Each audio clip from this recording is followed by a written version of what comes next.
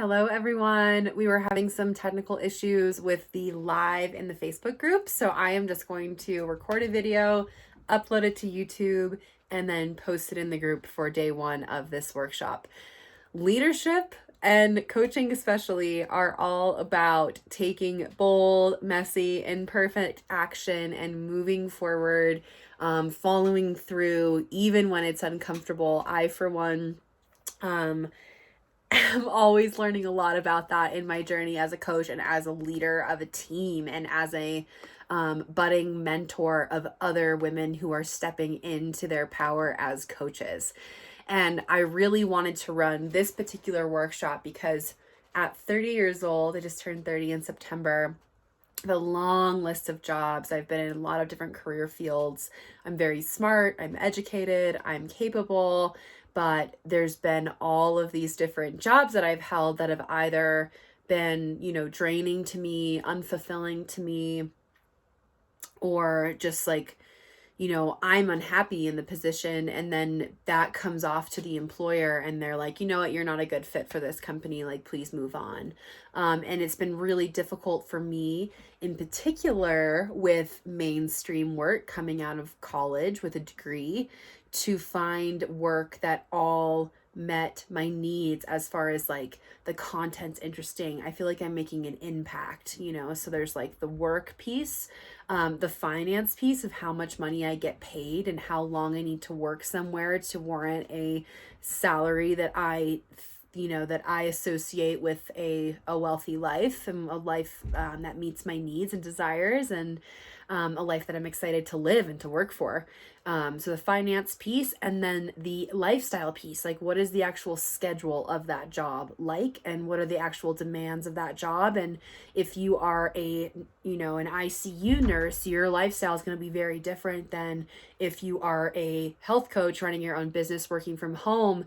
And maybe those women work, similar hours, but one may make more money than the other. Coaches actually definitely work way less than ICU nurses, but it depends. It depends on where you're at. So do a little reflection as you're watching this, and I can even draw up a little worksheet for you because I want to run this workshop again and again and again, because I want to perfect it and I want to refine it, and I want to help women in particular find what they're passionate about and find work that gives them purpose, and not only get results in their health and fitness journey, but get results in their financial empowerment, which is really exciting to me. And as a coach, it's expected and encouraged that to build my team of coaches coming in and not just work with clients on fitness, that I'm frequently talking about the coaching opportunity and talking about what I do as a coach and how I make money as a coach and what my daily activities as a coach are, for this actual job that I'm doing, that I've been doing for over a year now, since October of 2020. And I find that running a traditional coaching info session doesn't reach people. I don't think it's super valuable for people. And for this workshop, I really want the women that arrive here and that take the time to join this Facebook group and put the faith and trust in me and the community that I work with, to get value out of it no matter what. So look yourself in the mirror, look yourself in your selfie in your cell phone, like, are you doing work that lights you up? Question number 1.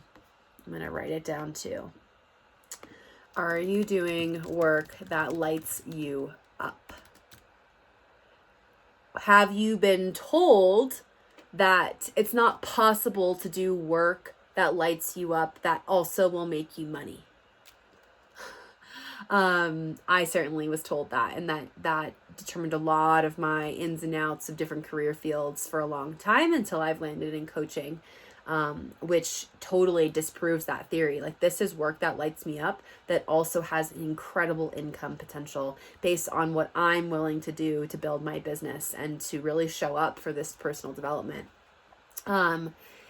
So limiting beliefs around work. And then, do you currently have a path with work or with job or career field that's going to give you the lifestyle that you want? Like, are you even clear on the lifestyle that you want? For me, I have some really specific lifestyle needs, and working a 9 to 5 job Monday through Friday with 2 weeks of PTO off is never going to work for me. I'm not planning on having children, so being a stay-at-home mom and not having my own career and passion and purpose outside of the home and raising children, like that's not going to be where I land either. So figuring out what your passion is, figuring out what your purpose is, what you have to offer, you can build a business around that. Right now, especially, you can definitely build a virtual business and work from home and give your unique mentorship and your unique transformation and journey and story, and bring in an audience and really have an impact on their lives. And have the lifestyle that you want for the rest of your life. And it may take time to build the foundation of whatever that business is, to form that brand, to find your niche and your audience. But it is worth it in the long run to put that year or two of foundation in for the work that you love, that you will be doing for much longer than whatever side gigs are supporting you while you build your business. So those are 3 questions I have for you. Are you doing work that lights you up? Have you been told that you can't do work that lights you up and make money? Like, do you have some limiting beliefs around money that you were either raised with or exposed to culturally? And then 3, what lifestyle are you looking for based on your work? Do you want to work 40 hours a week? Do you want to work 60 hours a week to make 6 figures? Or do you want to work 20 from home? It's up to you, but getting clear on the vision of what you want is the first step to achieving that. And so that's a huge part of this. So those 3 questions, your name, where you're from, what your intentions are here would be awesome to drop in the comments. Thank you so much for watching. And then I'm just going to spend a little time now talking about vital behaviors and what those really are in any field, and then specifically in coaching for Beachbody. Let me take a sip of my Energize here. So, definition I found on Google. Vital behaviors are the smallest set of actions that lead to the results you want. There are a few high leverage actions that, if you keep doing, produce the outcomes you're after over time. So, I think one area of failure I've had in other jobs and other career fields that weren't aligned, because that's really what I'm aiming for here in my life, is aligned work, was I wasn't really clear how to succeed in those environments. And I didn't have guidelines. And I think one of the really important things about, let me see if I can find this here, vital behaviors is that they're not suggestions. They're not like, if you have time, do this. Vital behaviors are your non-negotiables. What are you getting in to show up as the blank work role that you are the best at? What do I need to be doing on a daily basis to be the best coach that I can be for my clients? For me, that's become my purpose. I've really been able to uncover that. So thinking about those vital behaviors for any career field that you want to be in, and getting really clear on what are the really small daily actions that you need to take to succeed and make that the work that you love, that you're successful at. Because we all need to be successful in what we're doing, and there's a lot of personal development involved in showing up at our work or for our work aligned in our purpose. And how that evolves is huge. I think that's one of the things that I've found with mainstream work and job offers, is that I'm like, I have to work for 6 years before I can move forward. Like, I don't really want to stay in the same position and keep doing this, this mundane task over and over again, or stay at this level over and over again. But if I was going to do that, and that was my goal, and that was work that I loved, I would still need to know what vital behaviors and small actions that I could take to lead to get the results that I want, which will be to succeed in that position at that level and to get the promotion to go to the next level. In coaching, our 4 vital behaviors are a little bit more specific to what we do with our clients. and to how we show up as leaders and how we set an example and lead by that example. So as I'm talking here, see if you can imagine yourself like taking these on. See if those feel aligned with your values. See if these vital behaviors are something that you could commit to, and that you could also handle making a goal and being consistent with for a while, and then falling off, and then getting back on this horse and trying and working on these. And the first one of these starts with us as coaches. It starts with being the proof that the products work. And for us as Beachbody coaches in particular, our products are our fitness programs, our supplements, our meditations, our yoga, our community accountability groups. Being proof that that works, and showing up with our own journey first, and that's always going to determine how our business is going. So if we're getting great results in our fitness journeys, we're more likely to be getting great results in our business and be working with more women, drawing more women in, inspiring more women, changing more lives. And that is our goal. Our minimum Success Club numbers start at bringing on a minimum of 3 people to work with us a month. And coaches who are building, more thriving businesses and have been able to go full time, they're usually bringing on between 10 and 20 women a month, and they're really growing their teams, and some of them have helped hundreds of women change their lives up to thousands. And that's really powerful when you think about the own transformation that maybe you have gone through, or maybe you really want to go through, because you don't feel at home in your body, and you don't feel at ease in your health, and your energy levels are off, or your hormones are imbalanced, or you're just not as strong as you'd like to be. So always having that journey start with you. And I believe in any field this is relevant, that the work that you love is going to demand that you are showing up and being proof of what you're offering as a service is valuable, and it does work, and so that people can look to you as an example. So yeah, being the walking success story of the employment role that you're in, and being a work in progress, and being able to share that. And the next vital behavior of coaching to share with you is that inviting, connecting, expanding, growing your network all the time. So we're coaches, we're on our own programs, we're working with our clients, we're mentoring our coaches, but we're also always connecting and expanding our networks. We're offering these tools that have worked so well for us to other women who come in and, can really benefit and change their lives with those tools. Whether that's changing, their body image issues, losing weight, building muscle, or starting a business and healing their bank account and healing their relationship to money and their relationship to empowerment, and being able to provide for their families, or just provide for their dreams and goals outside of family. So that's the next vital behavior, is to be growing that community. And then one of my favorites, number 3, is to recognize.